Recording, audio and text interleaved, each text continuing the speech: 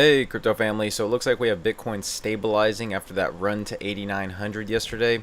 Bitcoin's right now up 0.06% to 8760, and then most of the altcoins are up only a couple percent. EOS is actually up 13%, and Tron is still up over 12%. So again, you have a lot of these coins doing very well, and it's great to see altcoins are finally getting the pump after a while of not pumping. You see BitTorrent is up 23%. Again, I mentioned that in my last video, and that's one of the reasons is because Justin Sun, the CEO of Tron, mentioned that there's a big announcement on June 1st for Tron and BitTorrent. So that's why this is rising so much.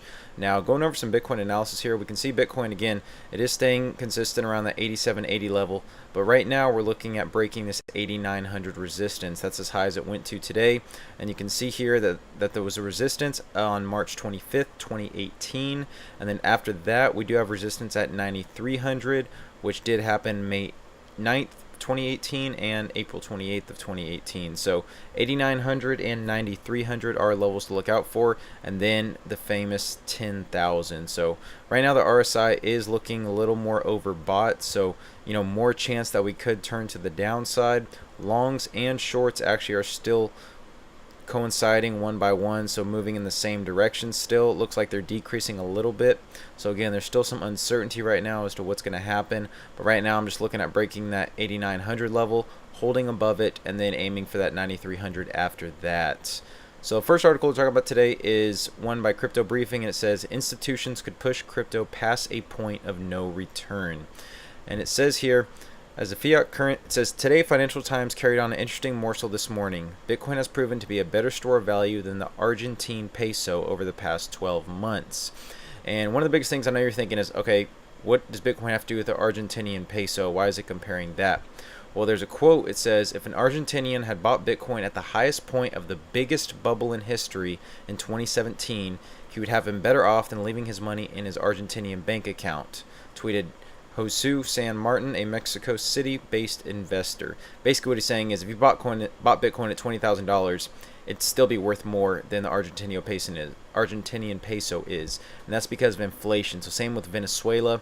Their currency right now, inflation has caused it to plummet in value, and you can no longer buy even 1/100th of what you could buy a year ago in Venezuela, in Argentina, and a lot of these fiat currencies are devaluing a lot. But you have Bitcoin, which is still, even though it's declined from its highs, it's still holding more stable than those fiat currencies. Now, that's something to keep in mind, and especially who would have thought that a digital currency could keep more value than actual fiat currency. That's the time we're living in right now, and this is the time of the future. We're going to see these digital currencies spread more and more throughout mainstream adoption, and I cannot wait to see that. So it's something it brings up, and again, something about, it says the underlying technology and payment rails prove sturdy. It may be enough to reassure institutional bodies that digital assets are safe for long-term investment. When that happens, instead of another ebb and flow, institutional money might reach a point of no return. So again, with Fidelity, Coinbase custody, all these big investment firms investing in cryptocurrencies,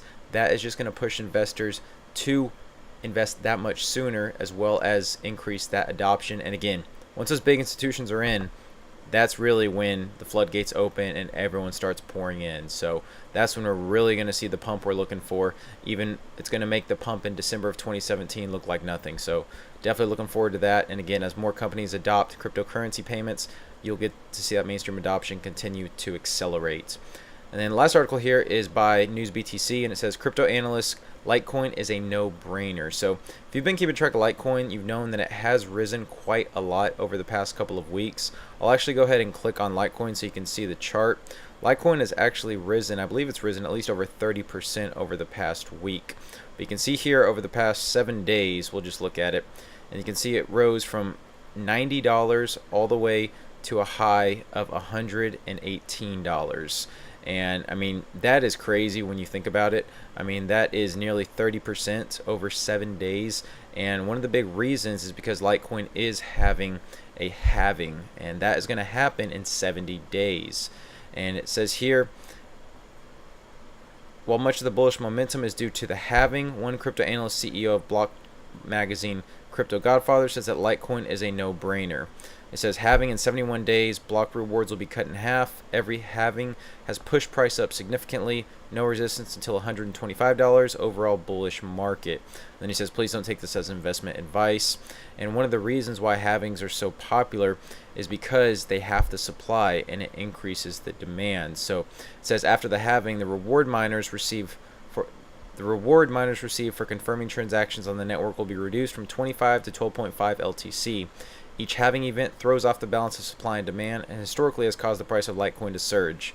Bitcoin is also another crypto asset that experiences a halving and behaves similarly, where the price of the asset grows significantly leading up to the predefined reductions. So again, their miners' rewards are going to be halved. So really, it's just going to cause more demand for Litecoin, and in an overall bullish market, that's just continue to carry the price even higher. So that's some big things to look out for. Also, a lot of people have been tweeting this, and it says light up the darkness, and it's an advertisement by OKEX, and that's one of the largest exchange over in Korea, and they're actually going to start allowing Litecoin trading on there. So again, that's something to look out for. A lot of big Twitter personalities have actually been retweeting this, so you can imagine, again, that's causing the pump, and then when it does launch on the exchange, it's just going to pump like crazy. So I'm not saying to buy right now. It could potentially pull back, but just giving you some insight as to why Litecoin has been pumping so much. So with that, if y'all enjoyed this video, please give it a like, comment if you have any questions, and please subscribe if you haven't. Until next time, thanks for watching.